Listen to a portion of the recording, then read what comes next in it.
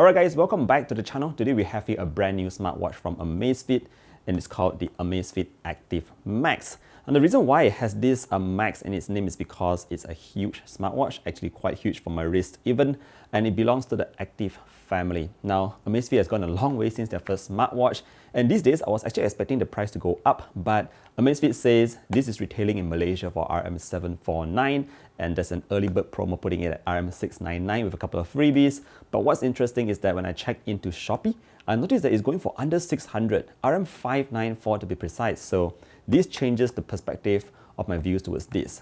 Anyway, today's video is going to be a first impressions video, not a full review obviously, and we're going to head over to the desk so we can take a closer look at what the Active Max is all about. Let's go! Alright guys, so now that we are at the desk, let's take a closer look at the Amazfit Active Max. You know, the box itself doesn't contain a lot of accessories, but more importantly, you do get this puck of a charger, very similar to the other ones, where you just put in a Type-C cable at the side here, any Type-C cable, and you'll be able to power up your watch. Okay, so in terms of the design, like I said earlier on, because this is a Max watch, so it's actually quite large. In terms of the display size, this is a 1.5-inch unit. It's an AMOLED panel. That means it's actually very saturated. And you also get brightness of up to 3000 units to make it, very useful when you're using outdoors.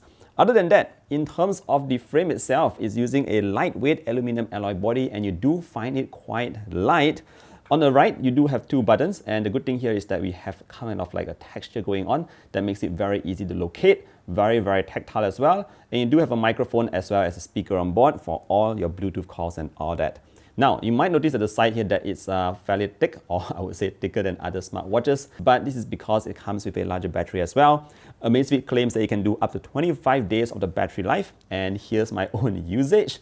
So after 8 days, I still have 25% remaining, and this is just based on standard use. Bear in mind that I do have my always on display turned on, so I suppose about 10 days, safe enough for always on display to be turned on. I think it's still fairly reasonable. Alright, now moving on, if you just swipe to the left of the watch, this is where you get into your widgets, which you can customize in the app itself. I think you guys are already familiar with that. If you drag down from the top, this is where you get a couple of your quick shortcuts, and if you just drag up from the bottom, this is where you get your notifications. Now swiping towards the right, this is where you get another list of your quick shortcuts, which again, you can customize in the app itself. Very easy to customize, and that's pretty much how you operate the watch. Pressing the button at the top brings you into the main menu, which you can choose either to have it in the grid kind of view, but I prefer to use the list because it just makes things easier for me to locate.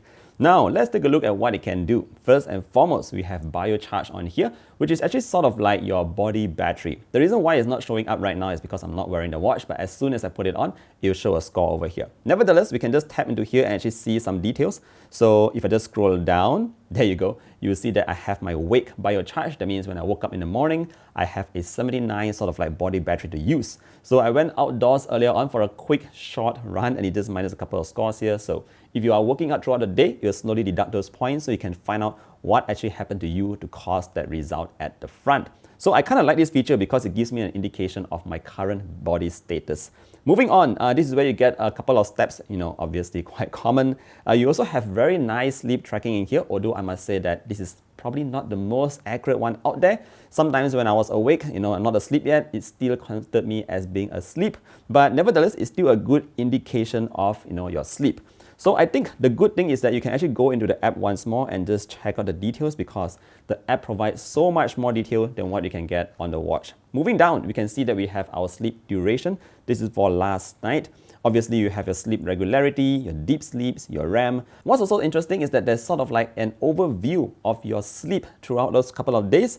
And obviously, mine fluctuates a lot because I travel here and there. So sometimes I only have 3.5 hours of sleep. Now, when it comes to your health monitoring, like usual, you have your all-day heart rate. You also have your SpO2s. It tracks your stress.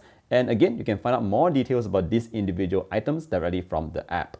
Now, in terms of the workout modes, we've got a lot of activities being tracked here, just like usual. There's really a long list. Obviously, this is not a full list. You can always go into more workouts to find more stuff. There's also skiing and snowboarding, which is also very interesting because now you can actually download maps of 2,000 different ski resorts. If you are a skier, this should be fun.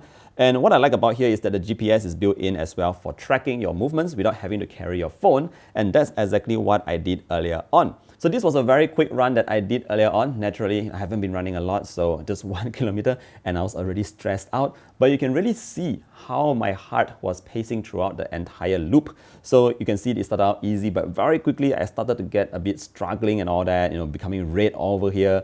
And you can just see more details down below. Obviously, my pace is terrible, guys. Please don't laugh at me, but very poor pace. The good thing is that you can also see your post-workout heart rate. So as soon as I finished, it actually calculated the heart rate after that. But again, lots of details can be found directly in the app. Now, in terms of auto detection, the watch itself supports recognizing 25 different training movements. And it also have those voice commands where it will shout out, hey, your pace is doing so and so. Personally, I turned that off because sometimes it's a bit too sensitive. When I was just walking, it thought I was working out and it started tracking my walks. But if you like those kind of stuff, it's available in the watch itself. Finally, it's also worth mentioning that the watch comes with 4 gigabytes of internal storage, which is a lot because not only can you put your music in here, but you can also download multiple kind of offline maps, navigation that comes with turn-by-turn directions. Alright, so now that we've done taking a look at the Amazfit Active Max, again, just in terms of pricing, I think it's very attractive at under 600 ringgit. Again, the pricing might change from day to day depending on the offers that is being offered. But for this kind of price point, it's good to see a lot of features on the watch itself.